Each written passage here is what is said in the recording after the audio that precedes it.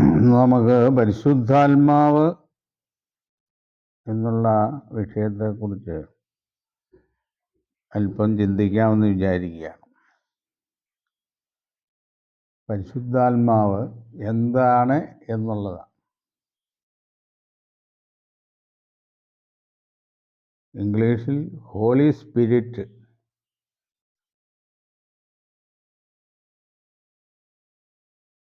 പരിശുദ്ധാത്മാവ്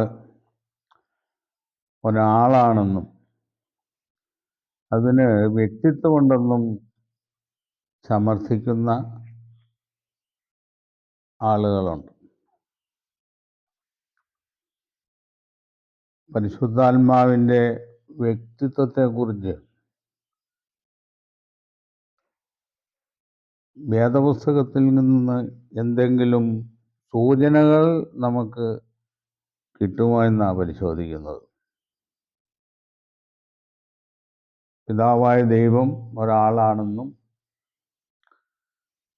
യേശുക്രിസ്തുവും ഒരു ആളാണെന്നും നമുക്ക് വേദപുസ്തകത്തിൽ നിന്ന് കണ്ടെത്താൻ കഴിയും.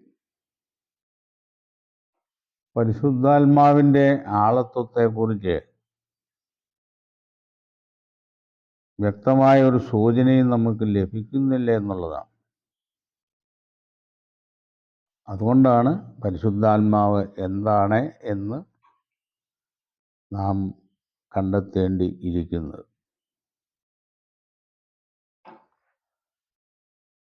ഈ പരിശുദ്ധാത്മാവ് അതിൻ്റെ ഉത്ഭവം എവിടെ നിന്നാണ് എന്നുള്ളതാണ്. ഉൽപ്പത്തി പുസ്തകം 1-ാം അധ്യായം 1-ാം വാക്യം നമ്മൾ വായിക്കുമ്പോൾ അവിടെ സൃഷ്ടിയെക്കുറിച്ചാണ് പറയുന്നത്. ആദിയിൽ ദൈവം ആകാശവും ഭൂമിയും സൃഷ്ടിച്ചു. ഭൂമി പാഴായും ശൂന്യമായും ഇരുന്നു.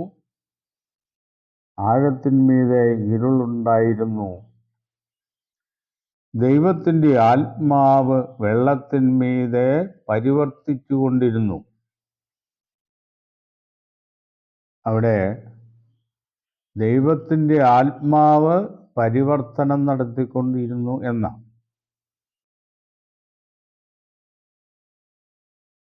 പരിവർത്തനം നടത്തിക്കൊണ്ടിരുന്ന ആത്മാവും ദൈവവും രണ്ട് വ്യക്തികളാണെന്ന് അതിൽ നിന്ന് നമുക്ക് ധരിക്കാൻ പറ്റുകയില്ല. അപ്പോൾ ദൈവത്തിങ്കൽ നിന്നും പുറപ്പെടുന്ന ശക്തിയാണ് എന്ന് അവിടെ തന്നെ നമുക്ക് മനസ്സിലാക്കാൻ കഴിയും. പരിശുദ്ധാത്മാവ് വ്യക്തിയല്ല, ദൈവത്തിൽ നിന്നും പുറപ്പെടുന്ന ശക്തിയാണ് എന്നുള്ളതാണ്. അപ്പോൾ ഈ പരിശുദ്ധാത്മാവിൻ്റെ ഉപയോഗം എന്തിനു വേണ്ടിയിട്ടുള്ളതാണ് എന്നുള്ളത്, ആ വസ്തുത നമ്മൾ വേദപുസ്തകത്തിൻ്റെ പല ഭാഗങ്ങളിൽ നിന്നും പല വിഷയങ്ങളിൽ കൂടിയും പരിശോധിക്കേണ്ടിയിരിക്കുന്നു.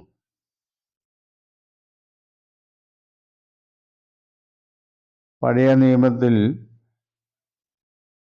പല ഭാഗങ്ങളിലും യഹോവയുടെ ആത്മാവിനെ കുറിച്ച് പ്രതിപാദിക്കുന്നുണ്ട്.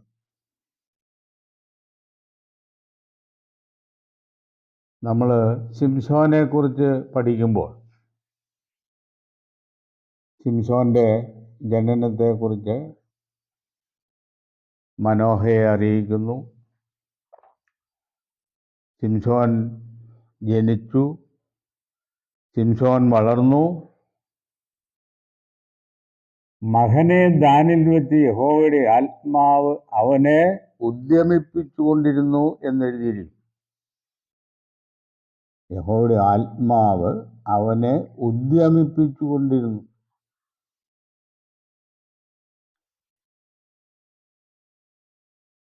ഫെലിസ്ത്യർ വലിയ ഒരു സമ്മേളനത്തിൽ ശിംശോനെ ബന്ധിച്ച് അദ്ദേഹം അവരുടെ കയ്യിൽ അകപ്പെട്ട സമയത്ത് യഹോവയുടെ ആത്മാവ് അവൻ്റെ മേൽ വന്നു.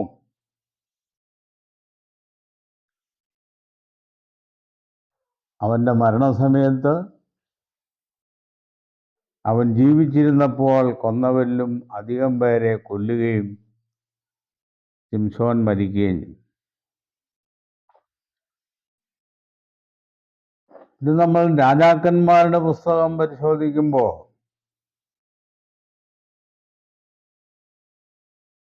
യഹോവയുടെ ആത്മാവ് ഏലിയാവിനെ എടുത്തുകൊണ്ടുപോയി എന്ന് പറയുന്നു.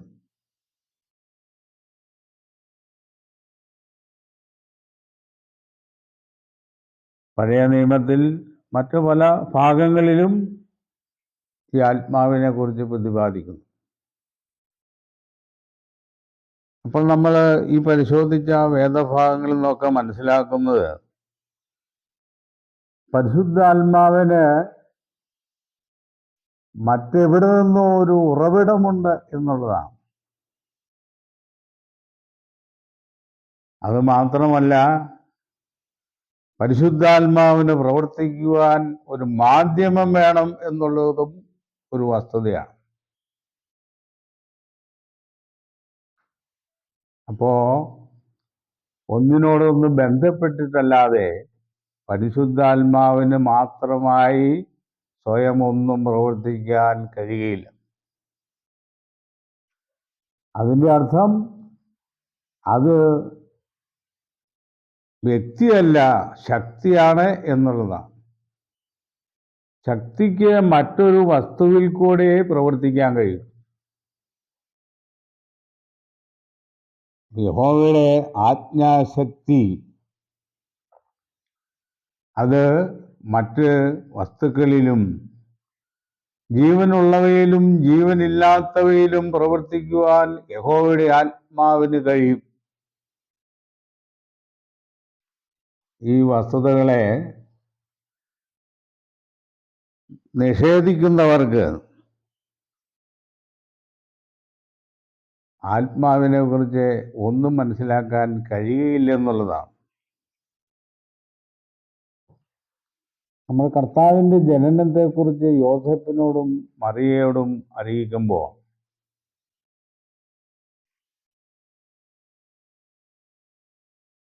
മറിയ ദൂതനോട് പറയുന്നു, യോസേപ്പും മറിയാമും വിവാഹം കഴിഞ്ഞിരുന്നില്ല, വിവാഹ നിശ്ചയം ചെയ്യപ്പെട്ടിട്ടുണ്ടായിരുന്നുള്ളൂ. അപ്പോൾ വിവാഹാനന്തരമല്ലാതെ ഒരു ശിശു എങ്ങനെ ഉണ്ടാകും, എങ്ങനെ വിശ്വസിക്കും? ഒരു സംശയം. അപ്പോൾ മറിയാമിനോട് പറയുന്നത്, പരിശുദ്ധാത്മാവ് നിന്റെ മേൽ വരും, അത്യുന്നതിൻ്റെ ശക്തി നിന്റെ മേൽ നിഴലിടും.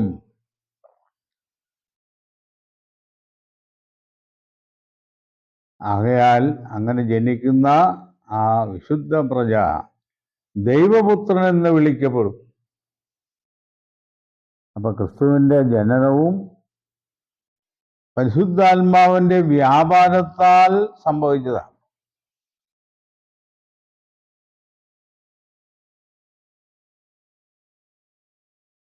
നമ്മുടെ കർത്താവ്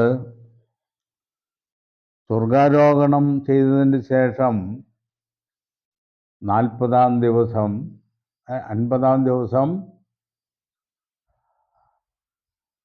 ആത്മാവ് 120 പേർ അടങ്ങിയ ഒരു സംഘത്തിന്മേൽ വന്നു.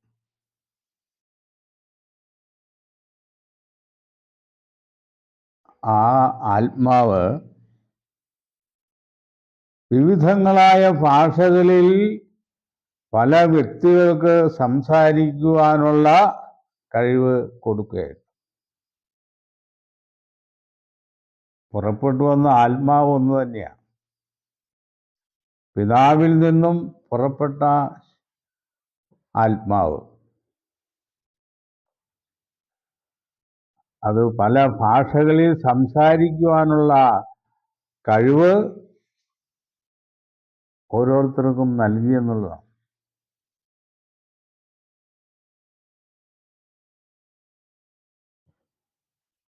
ആത്മാവിൻ്റെ വ്യാപാരം മനസ്സിലാക്കാൻ ആ പ്രവർത്തനങ്ങളിൽ കൂടെ പറ്റൂ.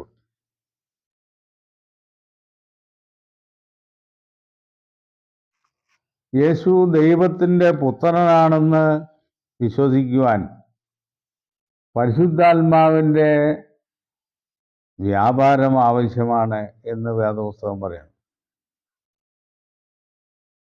പരിശുദ്ധാത്മാവിലല്ലാതെ യേശു ദൈവപുത്രൻ എന്ന് പറയാൻ ആർക്കും കഴിയുകയില്ല.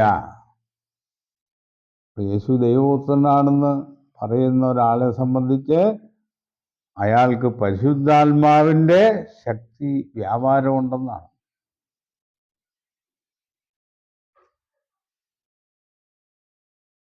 അപ്പോൾ ഇതൊരു വ്യക്തിയല്ലാത്തത് കൊണ്ട് നമുക്ക് കാണാൻ കഴിയുന്നില്ല. ഒരു കഴുതയുടെ മേൽ പരിശുദ്ധാത്മാവ്, കഴുത മനുഷ്യൻ സംസാരിക്കുന്നത് പോലെ സംസാരിക്കും. ബിലെയാം സഞ്ചരിച്ച കഴുതയാണ്.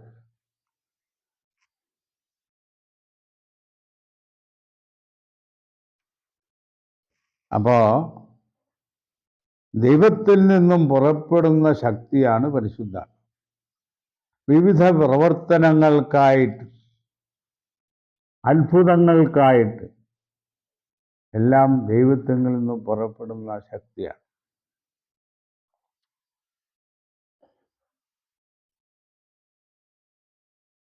ഇപ്പൊ ക്രിസ്തുവിൻ്റെ ആത്മാവിന് പരിശുദ്ധാത്മാവെന്ന് പറയാമോ? പിതാവായ ദൈവത്തിൻ്റെ ആത്മാവ് പരിശുദ്ധാത്മാവാണല്ലോ. അപ്പൊ ക്രിസ്തുവിൻ്റെ ആത്മാവ് പരിശുദ്ധാത്മാവല്ലേ? അതെയോ എന്നുള്ള കാര്യം നമ്മൾ പത്രോസിൻ്റെ ലേഖനം, ഒന്നാം അധ്യായം 10-ാം വാക്യം മുതൽ വായിക്കുമ്പോൾ ഇവിടെ ക്രിസ്തുവിൻ്റെ ആത്മാവെന്ന് പറയുന്നുണ്ട്, പരിശുദ്ധാത്മാവെന്ന് പറയുന്നുണ്ട്. അപ്പൊ ഇത് ഏത് ആത്മാവിനാണ് പ്രാമുഖ്യം കൂടുതൽ എന്നുള്ളതാണ് നമ്മളങ്ങനെ ചിന്തിക്കാനുള്ള കാരണം. തൃത്വവിശ്വാസം നിലനിൽക്കുന്നതിൻ്റെ ഒരു അടിസ്ഥാനത്തിലാണ്. പിതാവ്, പുത്രൻ, പരിശുദ്ധാത്മാവ് ചേർന്ന ത്രിയേക ദൈവം എന്നുള്ളൊരു വിശ്വാസം നിലനിൽക്കുന്നുണ്ട്. അതിൻ്റെ അടിസ്ഥാനത്തിലുള്ള കാര്യങ്ങൾ കൂടി ചിന്തിക്കാൻ വേണ്ടിയിട്ടാണ് ഈ ഭാഗം നമ്മൾ നോക്കും. അവിടെ നമ്മൾ വായിക്കുമ്പോൾ നിങ്ങൾക്ക് വരുവാനിരിക്കുന്ന കൃപയെക്കുറിച്ച് പ്രവചിച്ച പ്രവാചകന്മാർ ഈ രക്ഷയെ ആരാഞ്ഞന്വേഷിച്ചിരുന്നു. നിങ്ങൾക്ക് വരുവാനുള്ള കൃപ എന്ന് പറഞ്ഞിരിക്കുന്നത് 144,000 അടങ്ങുന്ന തെരഞ്ഞെടുപ്പ് ഗണങ്ങളെ സംബന്ധിച്ചാണ്. അവർക്ക് തെരഞ്ഞെടുപ്പിൻ പ്രകാരമുള്ള രക്ഷയാണ് ദൈവം മുൻ നിശ്ചയിച്ചിരിക്കുന്നത്. ഈ രക്ഷയെ ആരാഞ്ഞന്വേഷിച്ചിരുന്നു. അങ്ങനെ അന്വേഷിച്ചപ്പോൾ അവരിലുള്ള ക്രിസ്തുവിനാത്മാവ് ക്രിസ്തുവിന് വരേണ്ടിയ കഷ്ടങ്ങളെയും പിൻവരുന്ന മഹിമയെയും മുമ്പിൽ കൂട്ടി സാക്ഷീകരിച്ചപ്പോൾ സൂചിപ്പിച്ച സമയം ഏതോ എങ്ങനെയുള്ളതോ എന്ന് പ്രവാചകന്മാർ ആരാഞ്ഞു നോക്കി. നമ്മളിതിൽ പ്രത്യേകം ശ്രദ്ധിക്കേണ്ട ഒരു ഭാഗം അവരിലുള്ള ക്രിസ്തുവിൻ ആത്മാവ് എന്നുള്ള പ്രയോഗമാണ്. ക്രിസ്തുവിൻ്റെ ആത്മാവ് പരിശുദ്ധാത്മാവ് തന്നെയാണ്. താഴെ പറയുമ്പോൾ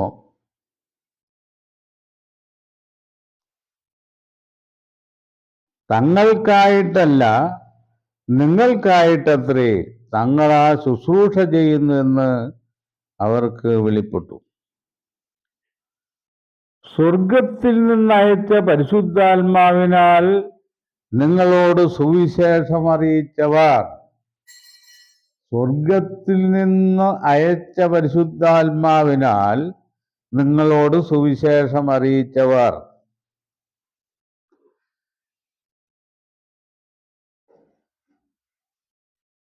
അത് ഇപ്പോൾ നിങ്ങളെ ഗ്രഹിപ്പിച്ചിരിക്കുന്നു. അതിലേക്ക് ദൈവദൂതന്മാരും കുനിഞ്ഞു നോക്കുവാൻ ആഗ്രഹിക്കുന്നു.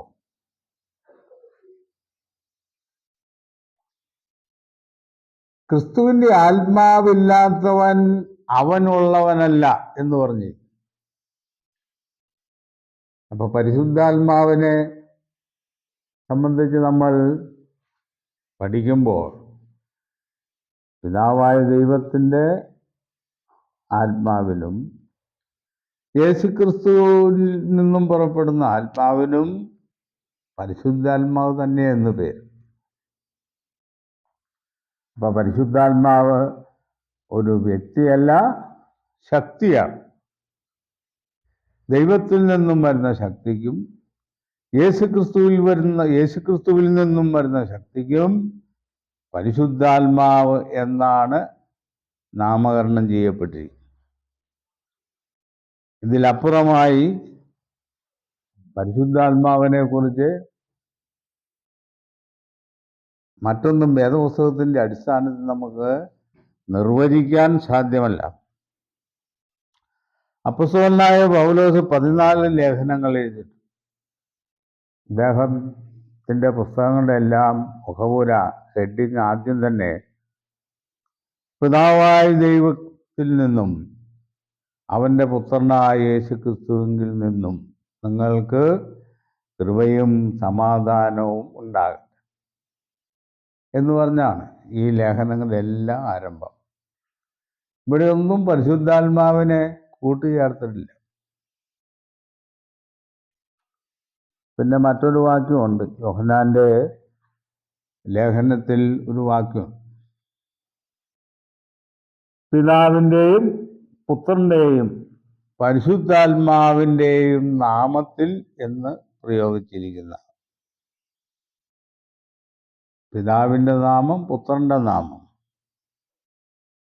പക്ഷെ പരിശുദ്ധാത്മാവിൻ്റെ നാമം ഏതാണെന്ന് പറഞ്ഞിട്ടില്ല. പിതാവിൻ്റെ നാമത്തെക്കുറിച്ച് പറഞ്ഞിട്ടുണ്ട്, പുത്രൻ്റെ നാമത്തെക്കുറിച്ച് പറഞ്ഞു. പരിശുദ്ധാത്മാവിൻ്റെ നാമത്തെക്കുറിച്ച് പറഞ്ഞിട്ടില്ല. ഈ 3 പേർക്കും ചേർന്നുള്ള ഏകനാമം ഏതാണെന്നും വേദപുസ്തകം പറയുന്നില്ല. ഇപ്പൊ വേദപുസ്തകം പറയാത്ത ഒരു വിഷയത്തെക്കുറിച്ച് നമ്മുടെ ഓരോരുത്തരുടെയും മനോധർമ്മം അനുസരിച്ച് വേദപുസ്തകം വ്യാഖ്യാനിക്കുമ്പോൾ മറ്റു പല വേദഭാഗങ്ങളും നമ്മുടെ ആ വ്യാഖ്യാനത്തോട് യോജിക്കുന്നില്ല എന്ന് കാണാം. അങ്ങനെ യോജിക്കാതെ വരുമ്പോൾ അത് അസത്യമാണെന്ന് നമ്മൾ മനസ്സിലാക്കണം.